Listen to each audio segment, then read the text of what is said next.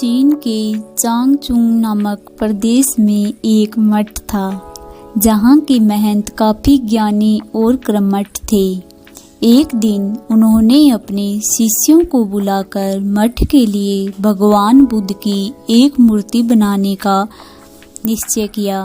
महंत बोले, इस कार्य के लिए आप घर घर जाकर धन संग्रह कीजिए, किसी से बलपूर्वक धन मत लीजिए, जो इच्छा व खुशी से दे उसी से लीजिए।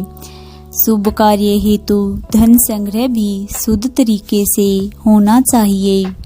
सभी शिष्य अलग अलग दिशाओं में धन संग्रह हेतु रवाना हो गए। इसी प्रक्रिया में एक शिष्य टिननु नाम की एक बालिका मिली। उसके पास एक सिक्का था। जब उसे भगवान बुद्ध की प्रतिमा निर्माण के विषय में चल रहे धन संग्रह के बारे में पता चला तो उसने श्रद्धावश वह एकमात्र सिक्का दान करना चाहा, किंतु शिष्य ने सिक्के को अति सूक्ष्म समझकर लेने से इनकार कर दिया। कुछ दिन बाद सभी शिष्य धनराशि लेकर मठ में एकत्रित हुए। महंत ने मूर्ति का निर्माण आरंभ करवाया, किंतु अथक प्रयास के बाद भी मूर्ति संपूर्ण नहीं हो पा रही थी। कोई न कोई कमी रह जाती। इस पर महंत को संदेह हुआ। उन्होंने शिष्यों से धन संग्रह के बारे में पूछा। सभी ने बारी बारी से अपने अनुभव सुनाए। इसी क्रम में जब टिननु का प्रसंग आया तो महंत पूरी बात समझ गए। उनके आदेश से वह शिष्य उस बालिका के पास गया और क्षमा मांगते हुए उससे एकमात्र सिक्के को आदरपूर्वक ले लिया। धातुओं के घोल में उस सिक्के को मिला दिया गया। धातुओं के घोल में उस सिक्के को मिलाने पर सहज ही एक सुंदरतम मूर्ति का निर्माण हो गया। यह कथा श्रद्धापूर्वक दान की महत्ता को प्रस्तापित करती है। दान भले ही अल्प मात्रा में किया जाए, किंतु यदि वह संपूर्ण श्रद्धा भाव से किया गया है तो जरूर सार्थक रूप से प्रतिफलित होता है और असीम पुण्यों का सर्जन भी करता है। इसीलिए फ्रेंड्स, भगवान गौतम बुद्ध से जुड़ी हुई ये कहानी हमें यह शिक्षा देती है कि यदि हम दान करें तो हमें यह नहीं सोचना चाहिए कि हम बहुत ज़्यादा धनराशि करें और लोगों को दिखाते हुए दान दें। दान हमेशा गुप्त रूप से करना चाहिए, चाहे वो कैसी भी राशि हो, छोटी हो चाहे बड़ी हो। आजकल ट्रेंड चल रहा है कि लोग दान करते हुए वीडियो बनाते हैं और उसे सब लोगों के सामने दिखाते हैं कि देखो हम कितने अच्छे हैं, कितने महान हैं। ये दान उनकी महानता को नहीं, सिर्फ और सिर्फ उनके दिखावे को प्रदर्शित करता है।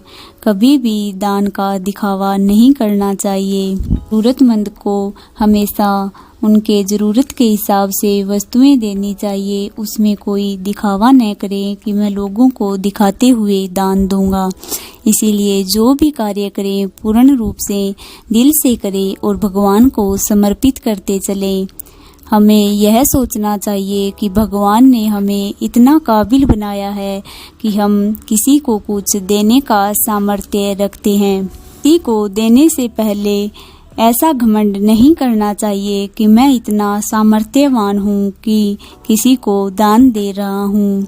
हमेशा याद रखना चाहिए कि हम जब भी किसी को कुछ देते हैं वो शायद हम पिछले जन्म का कर्ज चुका रहे होते हैं, क्योंकि कभी भी किसी भी ज़रूरतमंद को जब हम वस्तु दान देते हैं तो सोचना चाहिए कि इस ज़रूरतमंद के पास हमें भगवान ने ही भेजा है। इसी से जुड़ी हुई आपको हम एक कहानी सुनाते हैं। एक लड़का था वो तपती धूप में सड़क किनारे जा रहा था। उसके पैर बहुत जल रहे थे। वो जल्दी जल्दी से रास्ता पार करने की कोशिश कर रहा था।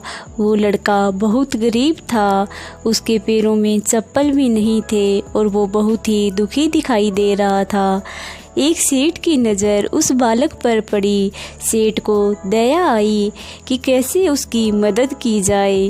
सेठ ने देखा कि उसके पैरों में चप्पल नहीं है तो सेठ पास की दुकान पर गया और उस लड़के के नाप की चप्पलें ले आया। सेठ ने लड़के को जाकर वो चप्पलें दे दी। लड़का बहुत ही खुश हुआ और सेठ से बोला, क्या आप भगवान हैं? इतना सुनकर सेठ आश्चर्यचकित हो गया और जल्दी से बोला, नहीं नहीं बेटा, मैं भगवान नहीं हूँ, मैं तो आम इंसान हूँ। लड़का बोला, नहीं नहीं, ऐसा नहीं हो सकता, आप भगवान हैं, मुझे पता है। इतना सुनकर सेठ भी कहने लगा, नहीं बेटा, मैं भगवान नहीं हूँ, मेरा विश्वास करो।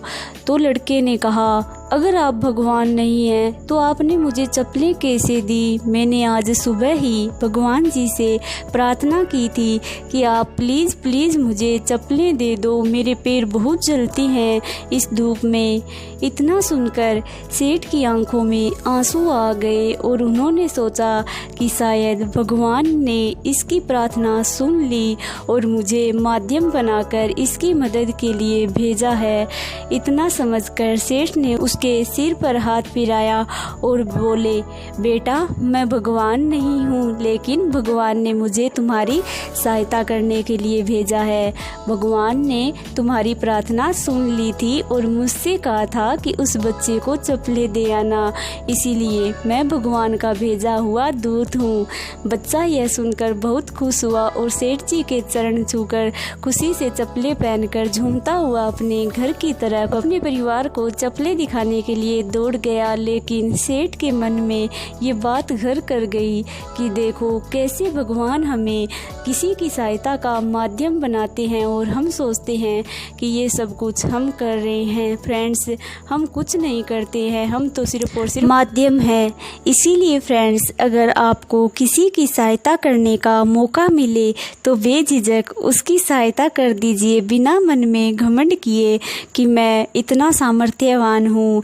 ये सोचकर सहायता करना कि भगवान जी ने मुझे इसकी सहायता करने के लिए आज चुना है और मैं वो भाग्यशाली इंसान हूँ जिसे स्वयं भगवान अपनी इच्छा से इसकी मदद करवा रहे हैं। ऐसा सोचकर अगर कोई भी दान पुण्य करोगे और किसी की सहायता करोगे तो वो हमारे भगवान जी अवश्य देख रहे होंगे और ऐसे मन से की गई सहायता भगवान जी तक अवश्य पहुँचती है और हमारे कर्म नेक होते जाते हैं और हमारी आत्मा की शुद्धि होती जाती है। जिस तरह से हमारी ज़िंदगी में जैसे जैसे अच्छे कर्म जुड़ते जाएंगे, हमारे पुण्य भी उसी तरह बढ़ते जाएंगे और भगवान जी ने हमें इस दुनिया में अच्छे से अच्छा कार्य करने के लिए भेजा है। हम इतना अच्छा कार्य करें कि भगवान को भी हम पर गर्व हो कि देखो, इस बंदे को मैंने इस दुनिया में भेजा है और इसने इस दुनिया को कितना खूबसूरत बना दिया है। तो फ्रेंड्स, जैसा कि हम आपको अपनी हर वीडियो में कहते हैं, आप खुद भी मुस्कुराइए और दूसरों में भी मुस्कान बांटते चलिए, जिससे कि ये सारी सीरीज शुरू हो जाए और ये मुस्कान आगे से आगे बढ़ती जाए और एक दिन पूरी दुनिया मुस्कुराए। अगर आपको हमारी वीडियो पसंद आई है तो चैनल सब्सक्राइब करें और बेल आइकन दबाना ना भूलें, जिससे कि डेली मोटिवेशनल वीडियो आप तक पहुंचती रहे।